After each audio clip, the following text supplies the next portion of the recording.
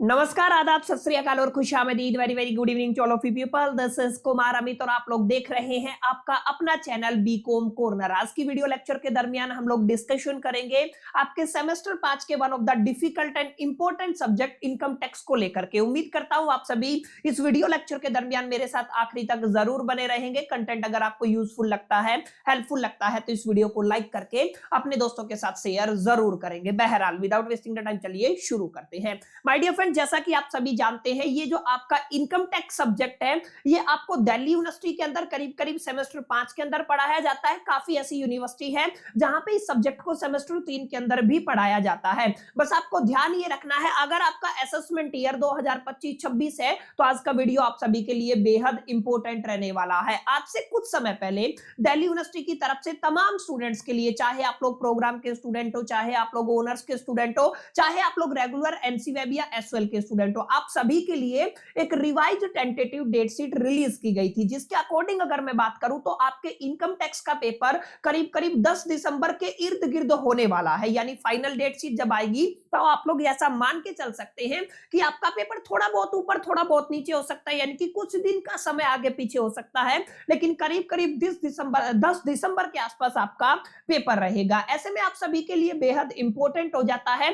जितने भी बच्चे जिन्होंने इनिशियल लेवल से अपनी प्रिपरेशन की है, जितने भी बच्चे जिन्होंने थोड़ा थोड़ा पढ़ रखा है और जितने भी बच्चे जिन्होंने अभी तक कुछ भी नहीं पढ़ा है, इन बचे हुए 30 दिन अप्रोक्सीमेट एक महीने का सही यूटिलाइज करके अपनी प्रिपरेशन के अंदर चार चांद लगाएं, अपनी प्रिपरेशन को नेक्स्ट स्टेप पर लेके जाएं और डेफिनेटली इस पेपर को अपने ईआर होने से बचा लें। इस पूरे मुद्दे पर मैं आप सभी के साथ एक प्रैक्टिकल अप्रोच के साथ आज की वीडियो के अंदर चर्चा करने वाला हूं। अगर आप लोग ध्यान देंगे तो जैसा कि मैंने बताया 10 दिसंबर के आसपास आपका पेपर रहेगा, करीब करीब एक महीने का समय आपको मिलेगा। ऐसे में सबसे पहली स्टेप में ऐसा मान के चल रहा हूं कि आपने अभी तक कुछ भी तैयारी नहीं किया है। अगर आपने तैयारी किया है, अगर आप प्रिपरेशन शुरू से करते आ रहे हैं तो डेफिनेटली आप सभी के लिए काफी एक तरीके से सोने पे सुहागे वाली बात हो जाएगी।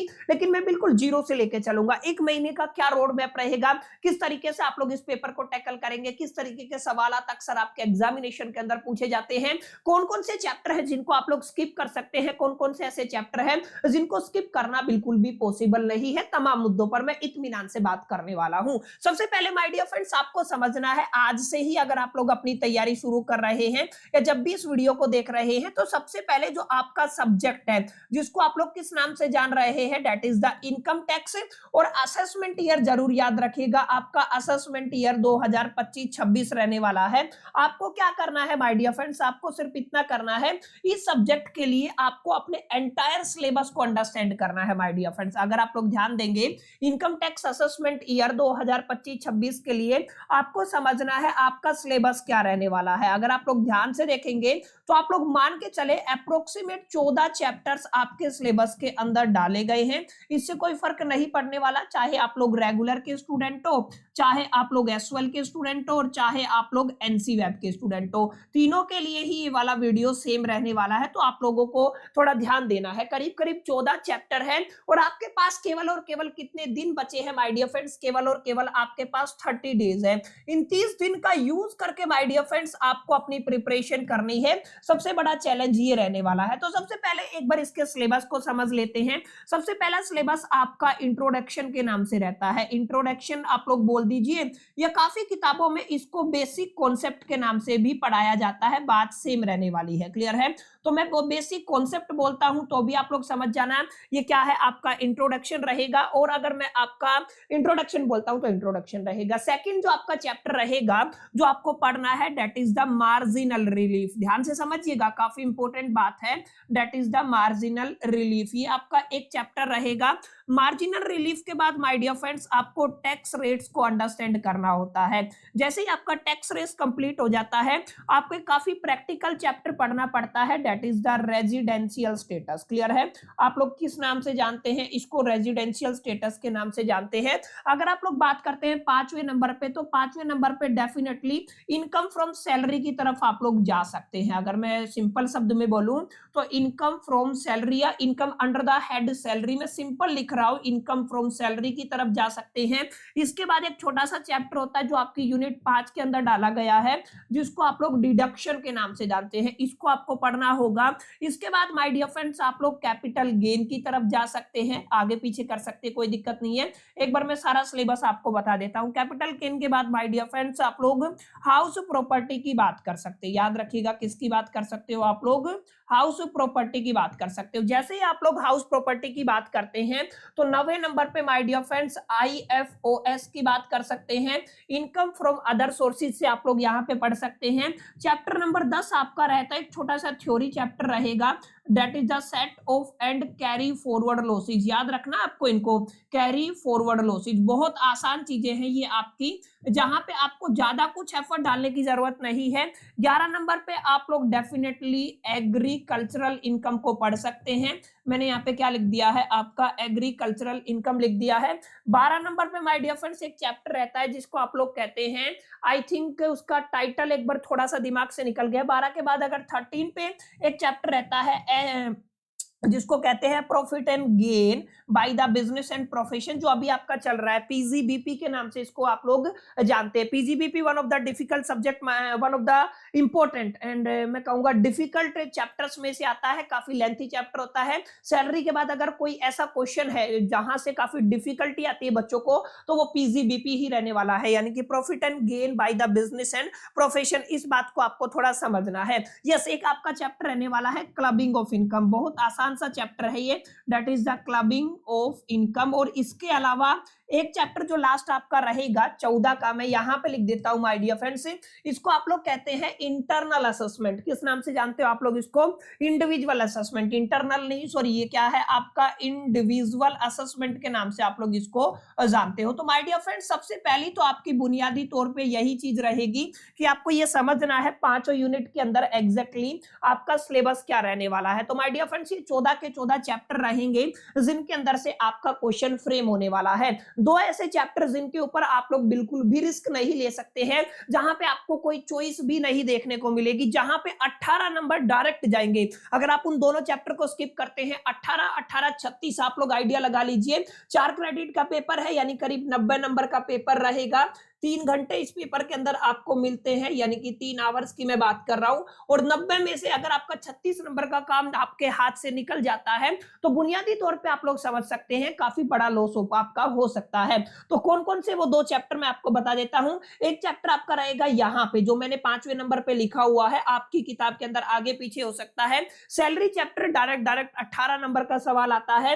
एक आपका पीजीबीपी यानी कि profit and gain by the business and profession से भी आपका बड़ा एक क्वेश्चन आपको देखने को मिलता है, डायरेक्ट 18 नंबर का सवाल आप लोग कंसीडर कर सकते हैं। तो 2 ये ऐसे चैप्टर है माय डियर फ्रेंड्स जिनको आप लोग बिल्कुल भी स्किप नहीं कर सकते हैं। अब बात करते हैं ये जो 30 दिन बचे हुए हैं एग्जैक्टली आपको तैयारी कहां से करनी है, और ताकि आपको सारे लेक्चर एक जगह मिल जाए, ऑर्गेनाइज्ड वे में मिल जाए और असेसमेंट ईयर 2025-26 के लिए मिल जाए। तो माय डियर फ्रेंड्स जितने भी मेरे भाई बंधु फर्स्ट टाइम हमारे चैनल पे आए हैं तो मैं आपको एक बार थोड़ा सा बताता चलता हूं ताकि आपको डिफिकल्ट ना हो। जिस चैनल के ऊपर आप लोग ये वीडियो देख रहे हैं that is the BCom corner, BCom corner वाले चैनल को आपको एक बार खोल लेना है और आपको एक बार प्लेलिस्ट के अंदर चले जाना है माय डियर फ्रेंड। जैसे आप लोग आपके यूट्यूब के ऊपर ओपन करेंगे तो बीकॉम कॉर्नर नाम का चैनल है, इसको आपको ओपन कर लेना है। आप लोग कोर्सेज के अंदर भी जा सकते हैं और प्लेलिस्ट के अंदर भी जा सकते हैं। जैसे ही आप लोग कोर्सेज के अंदर जाएंगे सबसे पहला आपको कोर्स मिलेगा इनकम टैक्स असेसमेंट ईयर 2025-26 के लिए 71 क्लासेस में अपलोड कर चुका हूं। जैसे व्यू कोर्स पे आप लोग क्लिक करेंगे, इस प्लेलिस्ट की, इस कोर्स की खास बात यह है शुरू से लेके लास्ट तक मैंने एक एक चीज को बड़े इत्मीनान से असेसमेंट ईयर 2025-26 के लिए आपको पढ़ाया हुआ है। अलोंग विद यहाँ पे जो आपके प्रैक्टिकल एग्जामिनेशन होते हैं, इंटरनल असेसमेंट होते हैं, वहां पर आपको ITR 1 ITR 2 अलग अलग कॉलेजेस के हिसाब से, अलग अलग यूनिवर्सिटी के हिसाब से अलग अलग करिकुलम चलता है, तो उन मुद्दों पर भी बात की हुई है। तो डेफिनेटली आप लोग यहां से अपनी प्रिपरेशन कर सकते हैं। केवल 70 लेक्चर है माय डियर फ्रेंड्स, केवल 70 लेक्चर है और कहीं पे आपको लेक्चर 20 मिनट का दिखेगा, कहीं पे 1 घंटे का भी दिखेगा। एक क्लास ऐसी है जो आपकी 7-8 घंटे की भी है। तो यहाँ पे that's depend upon chapter two chapter की एग्जैक्टली आपको कितना समय उस चैप्टर के अंदर डालना है। लेकिन अगर आप लोग तैयारी करना चाहते हैं, अभी तक आपने कुछ भी तैयारी नहीं किया है, तो डेफिनेटली इस कोर्स या प्लेलिस्ट को एक्सेस करके आप अपनी प्रिपरेशन को नेक्स्ट स्टेप पे लेके जा सकते हैं। अब ध्यान दीजिएगा मेरी बात, अगर आप लोग इंट्रोडक्शन की बात करते हैं ना, इंट्रोडक्शन में मैक्स टू मैक्स एक दिन लगता है। मार्जिनल रिलीफ को आप लोग एक दिन के अंदर अंडरस्टैंड कर सकते हैं। सेम अगर आप लोग टैक्स रेट की बात करते हैं, चाहे आप लोग ओल्ड रेजिम की बात कर लीजिए, चाहे आप लोग न्यू रेजिम की बात कर लीजिए, आपको मैक्स टू मैक्स कितना लगेगा, एक दिन लगेगा। रेजिडेंशियल स्टेटस के अंदर मैं आपको बताता चलूं, मैक्स टू मैक्स आपको 2 दिन लगेगा। रेजिडेंशियल स्टेटस के अंदर से अक्सर सवाल आपको देखने को मिलता है एक दिन के अंदर, मैक्स टू मैक्स एक दिन या 2 दिन आप लोग लगा लीजिए। मैं एक दिन का समय बता रहा हूं, एक दिन के अंदर आप लोग डिडक्शन को तैयार कर सकते हैं, एक ही दिन के अंदर आप लोग एग्रीकल्चर को बना सकते हैं, एक ही दिन के अंदर आप लोग set of and carry forward को कर सकते हैं, और क्लबिंग ऑफ इनकम को भी आप लोग एक दिन में कर सकते हैं। यानी कि ये कुछ ऐसे चैप्टर हैं जहां पर आपको ज्यादा एफर्ट डालने की जरूरत नहीं है। अगर आप लोग टोटल देखेंगे 1 2 3 4 और उसके बाद 5 6 7 8 और 9 दिन के अंदर आप लोग इतना सिलेबस निपटा सकते हैं। अब अगर आप लोग ध्यान देंगे, सैलरी चैप्टर के ऊपर फोकस करेंगे, जहां तक मेरे को आइडिया है करीब करीब 5 दिन आपको सैलरी के अंदर लगेंगे ही लगेंगे, 5 दिन तो मान के चलिएगा, ठीक है। कैपिटल गेन के अंदर भी आप लोग 4 से 5 दिन पकड़ के चल सकते हैं, हाउस प्रॉपर्टी के अंदर भी आप लोग 4 दिन पकड़ के चल सकते हैं, ठीक है। अगर आप लोग यहां पे देखेंगे इनकम फ्रॉम अदर सोर्सेज, यहां पे मैक्स टू मैक्स आपको 3 दिन का समय देना है, इससे ज्यादा समय आपको लगाना नहीं है, और ऑलमोस्ट आपका सिलेबस कंप्लीट हो जाएगा। देखिए अगर आप लोग देखेंगे 1 2 3 और 2 5, और अगर 5 और 8 की बात, 4 और 4 8 हो गया ना, 13 हो जाएगा, एक 14 14 और 5 19 19 और 3 कितना हो जाएगा आपका 19 और 3 22 हो जाएगा, 23 24 25, यानी कि करीब करीब 25 दिन के अंदर करीब करीब आपका एंटायर सिलेबस निपट सकता है। हालांकि फाइनल डेट शीट अभी आई नहीं है, थोड़ा बहुत टाइम और मिलेगा आपको। इतने में जो आपको 7-8 दिन मिलते हैं, जो भी आपके 6-7 दिन मिलते हैं, उसमें आप लोग माय डियर फ्रेंड्स आप लोग पीजीबीपी को तैयार कर सकते हैं, जिसकी क्लासेज अपलोड हो रही है, कंटिन्यू है, आपको समय रहते सारी क्लासेज यहाँ पे अपलोड हो रही है, और जो अगर एक आध क्लास रिकॉर्डिंग रहती है वो बहुत जल्द आपको चैनल पे देखने को मिल जाएगी। तो माय डियर फ्रेंड्स अगर आप लोग इन 30 दिन का बेहतर तरीके से यूटिलाइजेशन करते हैं, अच्छे से यूटिलाइज करते हैं इन 30 दिन को, तो इतना मैं गारंटेड आपको एक तरीके से लिख के दे सकता हूं, आप डेफिनेटली अपने इस पेपर के अंदर इनकम टैक्स असेसमेंट ईयर 2025-26 के लिए आप लोग डेफिनेटली अपने फाइनल एग्जामिनेशन के अंदर फोड़ के आ सकते हैं। तो माय डियर फ्रेंड्स ये छोटी सी प्लानिंग थी, आपके जो 1 महीना पेंडिंग है आपके एग्जामिनेशन के अंदर, या 30 दिन जो पेंडिंग है, किस तरीके से आप लोग बेस्ट वे में इसको यूटिलाइज कर सकते हैं। और एक इंपॉर्टेंट बात, वैसे तो आपको यहां पे कोई किताब खरीदने की जरूरत नहीं है, लेकिन फिर भी कोई मेरा भाई बंधु किताब लेना चाहे तो आप लोगों को मैं 2 नाम सजेस्ट करूंगा। एक तो आप लोग गिरीश आहूजा की किताब को यूज कर सकते हैं, अलोंग विद एक आप वीके सिंघानिया की किताब आप लोग ले सकते हैं, लेकिन ये इतना समय नहीं है हम लोगों के पास, अगर आप फाइनल एग्जामिनेशन के प्रोस्पेक्टिव से बात करते हैं, कि हम किताब खरीद सकें। तो डेफिनेटली आप लोग हमारा जो टेलीग्राम कम्युनिटी चैनल है उसको जरूर ज्वाइन कर लीजिएगा। वहां पर जाकर के आपको तमाम जितने भी चैप्टर्स मैंने पढ़ाए हैं उनके नोट्स मिल जाएंगे, पीडीएफ मिल जाएंगे फ्री ऑफ कॉस्ट, और आपके एग्जामिनेशन के टाइम पे जो भी मटेरियल आपको हेल्प करता है वो मटेरियल भी हम लोग वहां पे शेयर करने वाले हैं। तो माय डियर फ्रेंड्स ये छोटा सा वीडियो आप सभी के लिए आपके एग्जामिनेशन के लिहाज से मैंने बना दिया है, उम्मीद करता हूं आपके डाउट क्लियर रहे होंगे। फिर भी कोई डाउट रहता है तो कमेंट बॉक्स खुला है, डेफिनेटली कमेंट कीजिएगा। कुछ सजेशन देना चाहते हैं जिससे हम लोग अपने अपकमिंग लेक्चर्स को और बेहतर कर सके, तो आप सभी के कमेंट्स का ऑलवेज वेलकम रहेगा। बाकी मेरे साथ आखिरी तक आप सभी बने रहे, मेरे को इतना लंबा आप सभी ने सुना, उस चीज के लिए तहे दिल से शुक्रिया, थैंक यू, धन्यवाद। अगले पार्ट के अंदर मिलते हैं, जब तक के लिए मैं तो so all the best, keep learning.